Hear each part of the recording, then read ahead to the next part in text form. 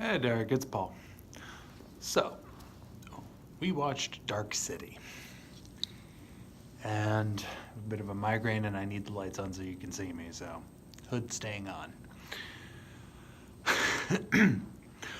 You had us watch Dark City, and you'd actually had me watch this before, back when we were in the Navy, actually. And I loved it then. So it's one of those, well, I haven't watched it since, so let's see how I feel about it. And yeah, it's still a really damn good movie. It still holds up. I have my little sheet of notes here. There were a couple of interesting things in my book. It's one of those. Now, and one question did get answered near the end. Um, Specifically, I was trying to figure out when this movie is supposed to be taking place. Because the song John's wife sings, Sway. Now, that song is from earlier in the 50s, but the first translation, and it's a song that she sings as her introduction, the first translation into English that really caught any attention was by Dean Martin in 1954. Okay. And it's been covered so many times after that, it isn't funny. So, because it's at this point, it's kind of it's one of the jazz standards.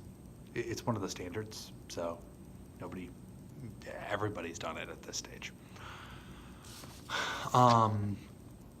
Then we have the fact of the automat being a semi-recurring location.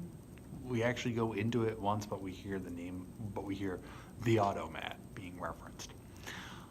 Automats started in America in 1902, but were mostly dead by the mid to late 70s.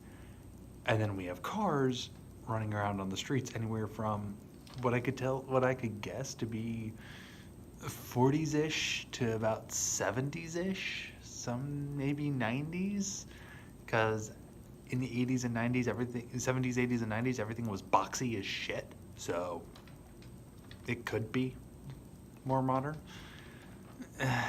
So it was kind of hard to pinpoint, and then, oh, they answer that.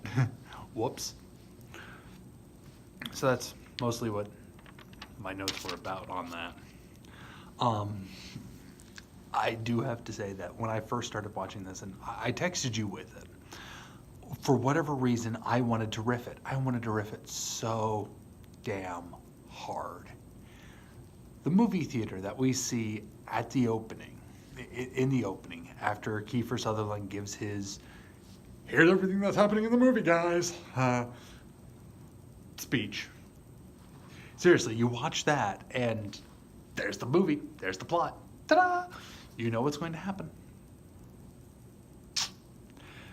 So I can see the director's cut kind of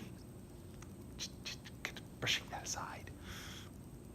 But the director's cut version apparently also cuts the entire pre-opening screen roll, which gives us some nice images, helps set up the setting, all of that. So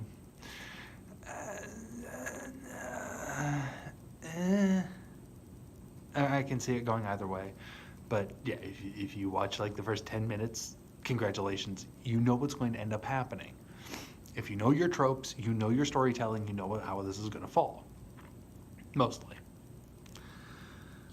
But the movie theater in the opening, right before credits, it's showing a movie called The Evil.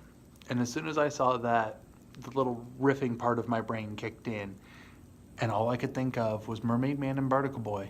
Evil!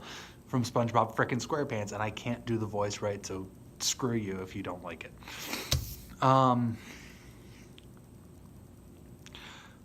The place you couldn't remember the name of was called Shell Beach, by the way.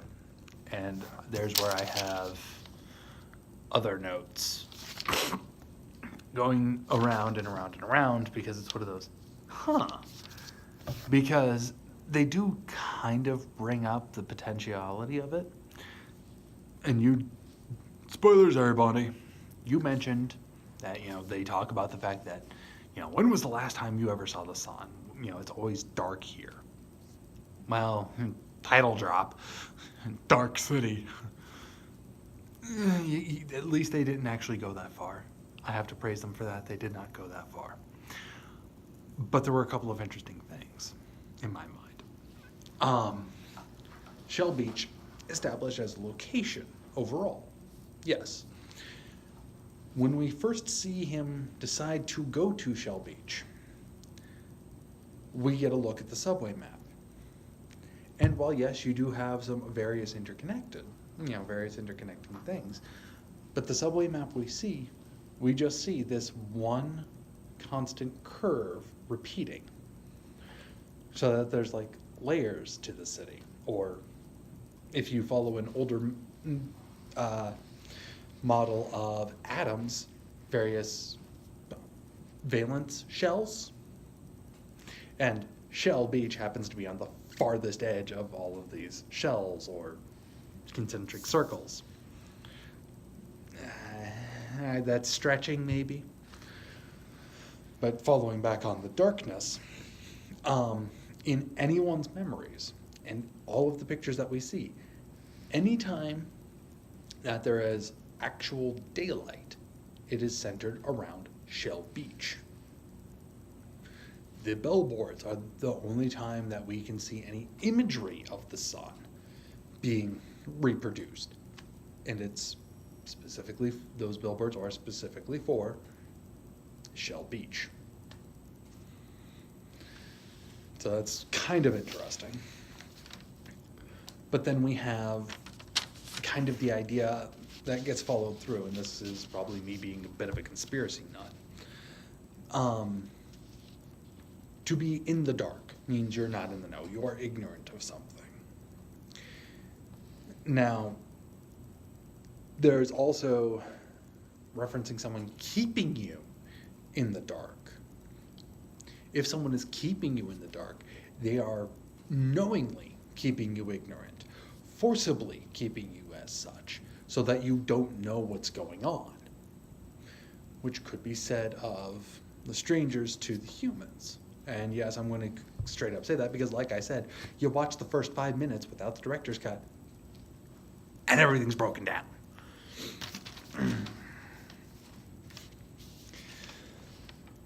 So, the idea of being forced into darkness, being kept in the dark, being kept ignorant of everything happening around you.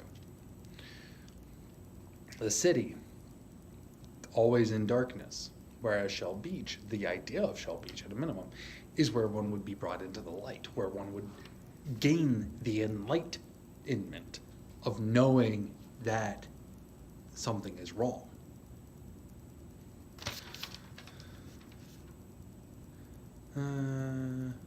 Yeah, and that's pretty much everything I cover in my notes here.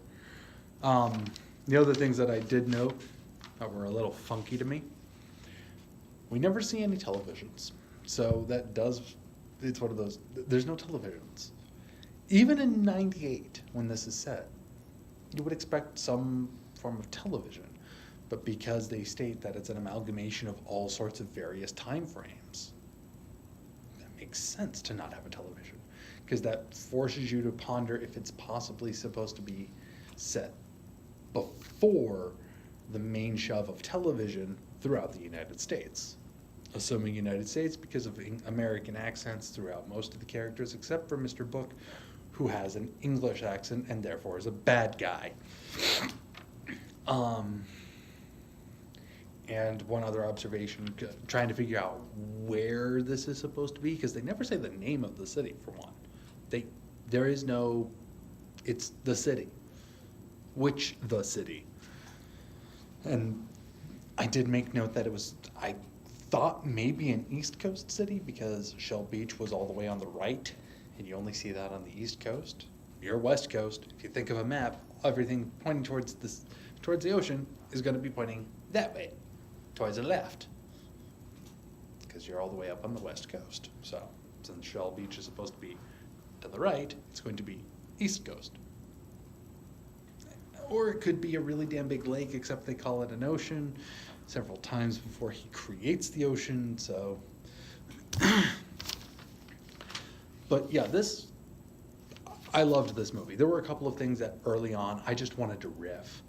I really wanted to riff before I hit the 10-minute mark, and I texted you about them. You know, the movie theater showing The Evil. The Evil what? The Evil Dead? The what? The Evil. And the upcoming feature of The Book of Dreams, which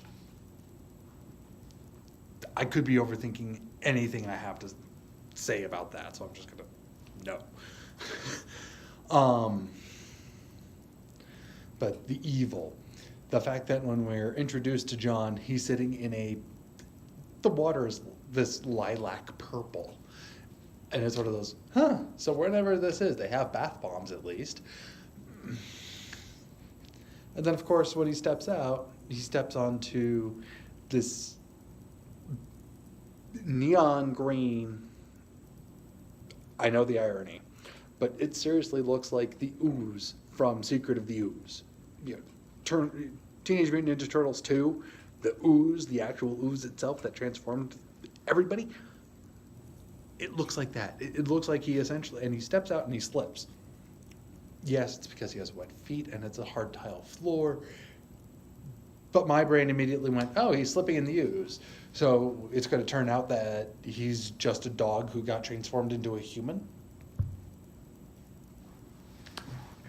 I couldn't resist it. I couldn't fight it. For some reason, I wanted to riff this out of the gate. But it is a really good movie. Don't get me wrong. It is a really good movie. I enjoyed the hell out of it.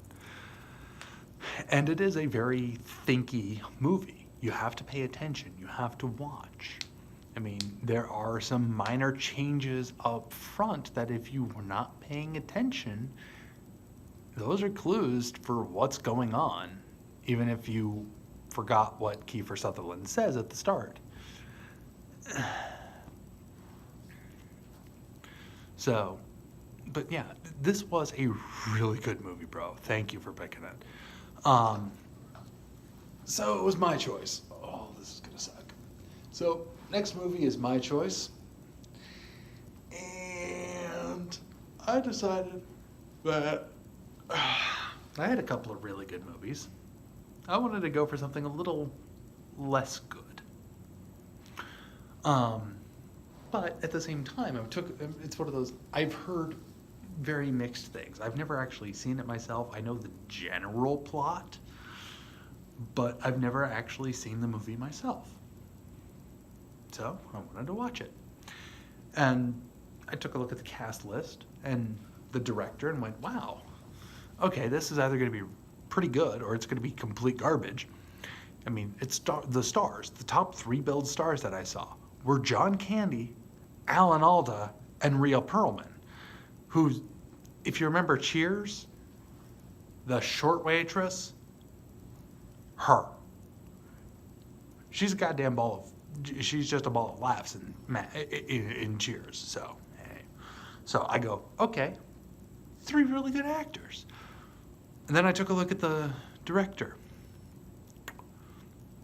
And I went, no, it can't be them. It can't be him. It can't be. Can it? Clickety. Okay, this is what Amazon's saying. Let's double check IMDb. Okay, it is. The director is Michael Moore. And it is, in fact, Fahrenheit 9/11, Bowling for Columbine. I write propaganda documentaries now, Moore, doing a comedy in the early 90s. I don't know if I should be excited or disappointed, because this is either going to be really good, because those are some really comedic actors. Michael Moore.